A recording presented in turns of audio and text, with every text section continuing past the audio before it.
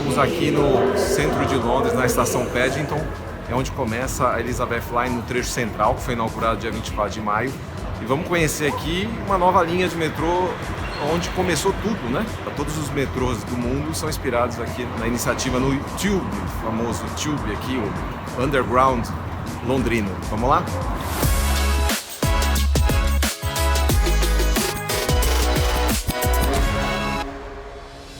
Aqui dentro já da Paddington Station, estação Paddington, a famosa estação do ursinho lá do filme, se vocês lembram. É uma construção imensa, diferente de algumas outras linhas do metrô londrino, né, que é muito antigo, tem estações muito precárias, muito simples, comparado até às mais simples da CPTM.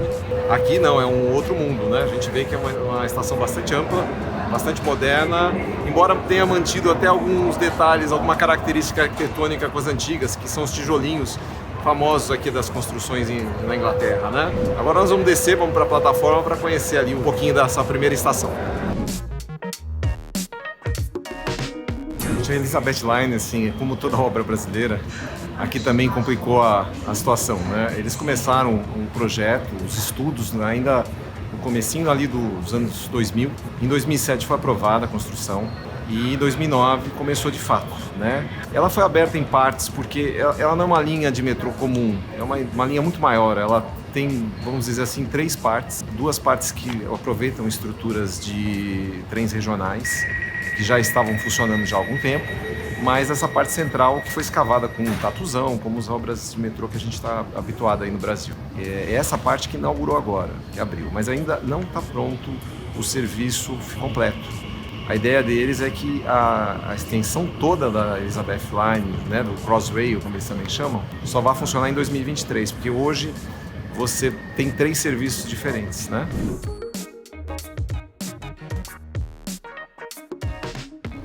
Ao todo, a Elizabeth Line vai ter 41 estações, mais de 100 km, e sendo que 42 km desses 100 são novos, né? São túneis feitos aqui sob Londres, que eu comentei com os tatuzões, né? Ela também teve 10 estações novas construídas, mas aí é uma coisa curiosa. Na verdade, essas 10 estações ficam conectadas a outras já existentes, então não existe assim um novo local de embarque na prática. Embora algumas estações sejam distantes das outras, né? Por exemplo, Paddington não é tanto. Ela fica ao lado da estação de trem regional, mas muito perto de outras linhas aqui que param também em Paddington, né? Agora já dentro do trem da linha Elizabeth, lá nós vamos no sentido de Canary Wharf, que é como se a gente saísse do centro e fosse para a zona leste de Londres, né? Nesses trens aqui construídos pela Bombardier, mas que hoje foram assumidos pela Alstom, mesma situação da linha 15, né? Ó, o trem vai partir. São trens imensos, trens com 9 vagões, 205 metros de comprimento. Só para comparar, a gente tem os trens da CPTM com mais ou menos 170 metros. Só que aqui os trens são preparados para levar 1.500 pessoas, não 2.500 pessoas como na CPTM. Há bastante assentos, inclusive é um trem híbrido, porque ele tem esses assentos que são como do metrô, mas também tem assentos mais confortáveis, como poltronas mesmo, que você pode usar nos trechos regionais, né? Porque algumas etapas são bastante longas, né? Então é um trem bastante interessante. Para eles a novidade de coisas como o painel eletrônico, embora o mapa da linha seja colado ainda na velho adesivo ali com o mapa, né? Diferente da linha 13, por exemplo, dos trens da série 2500. Olha aqui, ó, o painelzinho eletrônico, com o serviço de cada linha, aquilo que a gente vê geralmente dentro das estações, em alguns painéis também, né? Nós vamos seguir até a estação Farringdon, que é no meio do caminho. É considerada uma estação que vai ter bastante demanda, porque ela conecta com outros trens regionais, além de linhas de metrô, né? Nós temos também Liverpool Street, com várias conexões. É onde a linha se desmembra para seguir até Sheffield, se eu não me engano, que é um trecho que já existe. Ou então, se você segue direto como hoje, você vai até Abbey Wood, né, que é o trecho novo, inaugurado como padrão metrô, né? O metrô de Londres começou ainda no século XIX, no final do século XIX, com trens a vapor, gente, locomotiva. Esse trecho mais antigo, em valas, assim, a céu aberto, é uma espécie de uma trincheira, vamos dizer, e funciona até hoje dessa maneira. Foi coberto parcialmente em algumas regiões, outras regiões é mais fechado, é onde tem os grandes trens, assim, trens com maior capacidade. Lembra um pouquinho a característica da CPTM. Por outro lado, você tem o tal do tube, né, o tubo, são as linhas mais profundas e com trens que têm o teto muito baixo, eles são meio que circulares, assim, né? Por quê? Para se adequar a um diâmetro de túnel muito pequeno. Agora nós estamos passando por Bond Street, é a única estação das 10 novas que não foi inaugurada ainda, ela não está pronta. É uma estação importantíssima aqui porque fica justamente no coração do comércio de Londres, da Oxford Street, que é uma avenida bastante movimentada de comércio, de lojas, então vai fazer diferença quando abrir lá, né? Esse trem que a gente está andando chama-se Classe 345 Aventra. Ele possui pantógrafo e catenária, diferente dos trens do metrô londrino que são do terceiro trilho, né? Como eu disse, ele foi construído pela Bombardier, mas hoje assumido pela Alstom. Foi construído aqui mesmo na Inglaterra.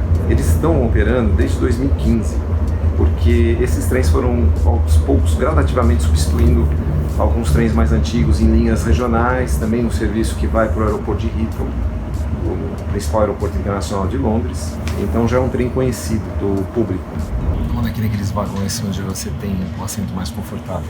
Eles ficam no meio do trem, vamos dizer assim, no meio exatamente. E nas pontas você tem os assentos mais parecidos com o do metrô. E aqui uma viagem mais longa. Esse trem ele tem algumas características diferentes dos trens do metrô. Por exemplo, como eu já disse, tem alimentação aérea em vez do terceiro trilho. Ele é um trem muito longo e a TfL projetou com a possibilidade de conectar mais 2 vagões, então ele pode chegar até 11 vagões. Na ponta direita você tem essa extensão já preparada, né? Outra coisa que aqui é pouco comum, ele tem portas de plataforma. Nós temos aí passagem entre os carros, é normal, não é tão comum, só nos trens menores que você não tem isso. Ele pode atingir 145 km por hora, lógico, nos trechos fora do centro de Londres, né? Porque é um trem também híbrido, né? Regional e local. A característica mais curiosa, segundo a TfL, eu falo TfL, é a Transport for London, é a empresa estatal que cuida de todo o transporte em Londres. É uma situação bem interessante porque, diferentemente do Brasil, que você tem várias empresas fazendo esse trabalho, né? Tanto para ônibus quanto para trem, aqui tudo é centralizado numa administração só. Há, obviamente, concessões, é o caso da Elizabeth Line, ela é operada pela MTR, que é uma empresa de Hong Kong, tem várias outras operações no mundo, mas aqui não aparece, né? Aqui o que vale, predomina é a marca TfL, a marca do metrô, do sistema de Londres, que eu acho que é um erro lá em São Paulo, por exemplo, em que você tem que compartilhar a marca Via 4, Via Mobilidade, metrô, CPTM. Acho que isso não agrega muito ao usuário. O usuário ele quer um serviço padrão, não importa se é estatal ou se é privado. Então uma característica bem curiosa que a gente tem aqui, e foi um grande desafio da linha, se eu não estou enganado, eu até conversei com um engenheiro sobre isso há um tempo, para você ligar 3 trechos diferentes, né? Pensando que o trecho de superfície a oeste é um dos mais movimentados na Inglaterra, tanto para carga como passageiro. O trecho leste é um dos mais antigos, foi feito na época da era vitoriana, que eles falam, que é logo no final do século XIX. E esse trecho, que é completamente novo, você tem 3 sistemas de sinalização diferentes. Então isso foi um grande impeditivo até para a linha ficar pronta antes, porque o trem tem que conversar com todos eles.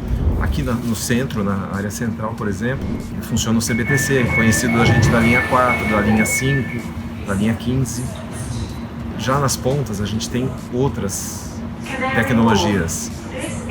Uma delas é por bloco flutuante, que fala uma coisa assim, eu não sou tão técnico para explicar, mas basicamente você tem trechos onde o trem percorre e ele tem que manter uma distância do trem da frente, só que ela vai mudando conforme a distância ali e o local, isso mantém a segurança do sistema. e um outro trecho mais antigo, parecido com o que é usado na linha 1, por exemplo, atualmente, ou linha 3, e na CPTM, que é para o bloco fixo, ou seja, se um trem está num bloco, o bloco anterior não pode ter nenhum trem, o próximo trem está no terceiro bloco. E esse trem opera com os 3 sistemas, tanto é que ele não é sem operador, né? Ele tem um operador, que inclusive tem até um sistema aqui de auxílio para saber velocidade, mais econômica e tudo mais, mas é um trem, como eu disse, híbrido, né? Então esse é o X da questão para eles. Por isso que inclusive está até separado ainda o serviço regional do local. Embora funcionem os 3 já, você tem que descer do trem e pegar outro trem para seguir viagem. Hoje a Elizabeth Line, nesse trecho central, está operando com um intervalo de 5 minutos.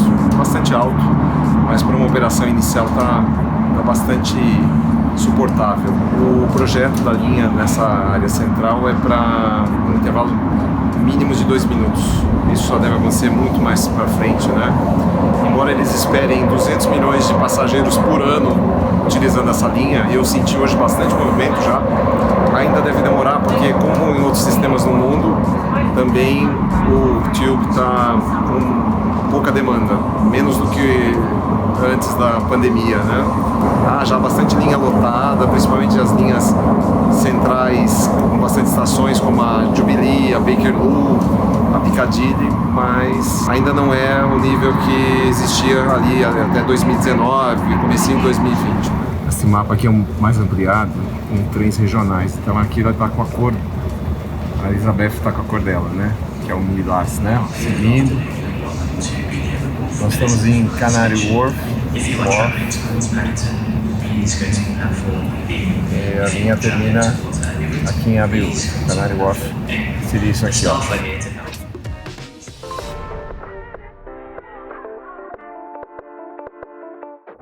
Muito bem, assim terminamos nossa primeira viagem aqui na Elizabeth Line, a nova linha de metrô de Londres. Eu gostei bastante. Óbvio, não é tanta surpresa para quem está acostumado a andar numa linha 4, mesmo a linha 5, a linha 4 do Rio. Obviamente, como eles têm sistemas mais antigos, eles não têm certas coisas que a gente tem, como trem sem operadores, né?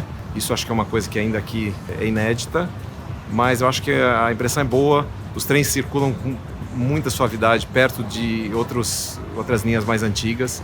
São barulhentas, os trens balançam demais, são bastante incômodos. Para quem reclama da linha 1, não sabe o que tá ganhando aí. Eu acho que vai ser bem legal para a rede deles. Acho que tem uma grande diferença aqui em relação a, sobretudo, São Paulo, que tem uma boa rede, mas ainda assim precária em muitas regiões, né? Falta muita estação, falta muita conexão, e aqui é o que tem de sobra. Se perde em qualidade em algumas estações, em acessibilidade principalmente, porque aqui é normal você ter plataforma desnivelada, o espaço entre a plataforma e o trem imensos, assim, dá dó de quem realmente tem dificuldade de locomoção aqui. Eles não estão tão preocupados em resolver isso tão cedo, e olha que tem bastante gente de idade aqui, por exemplo. Mas, por outro lado, como é uma rede densa e integrada, você tem múltiplas opções de viagem. É muito fácil desviar o caminho, e agora com mais essa linha vai facilitar muito mais. Tanto é que, como eu disse, não foi necessário criar novos pontos, né? Todos eles são nós, ou seja, todos eles têm conexão com alguma outra linha, seja regional, seja local, seja o chamado DLR, é uma espécie de um monotrilho, vamos dizer assim, é um trem mais leve, de média capacidade, que circula na região leste da cidade, que é aqui perto onde eu estou, inclusive. No resumo, muito legal ter conhecido. Acho que a gente tem ainda que melhorar talvez o acabamento das estações. Eles trabalham muito com metal, né? Com o mesmo concreto é um acabamento melhor, né? É uma coisa super sutil, leve e bonita, sem ser exagerada e tal, né? São Paulo, principalmente, a gente tem muito essa arquitetura brutalista que, obviamente, tem todo um histórico no Brasil. Eu não sou arquiteto para ficar aqui julgando, mas que eu acho que deixa as estações bastante pesadas. Outra coisa curiosa aqui, eu achei que as estações não são profundas como eu imaginava. Eu achei que, por ser uma cidade que tem tanta coisa no subsolo, eu imaginava que eu ia descer, sei lá, 8 lances de escada rolante. Mas não, você desce 2, já está na plataforma. Então, me surpreendeu isso. Não sei como é que eles fizeram para escavar no meio de tanta interferência que deve ter tido aqui nesse caminho, né? Mas muito bom, espero que vocês gostem desse vídeo. A gente tem feito vídeos com pouca frequência, infelizmente, pelo fato de estar fora do Brasil, mas acho que foi uma oportunidade aí para a gente comparar um pouquinho com o que a gente tem e também não reclamar tanto até das linhas do Brasil, porque nós não estamos longe não nesse aspecto não. Falta realmente a quantidade de linhas, né? É isso aí. Valeu, gente. Obrigado pela paciência de assistir o vídeo. Um abraço.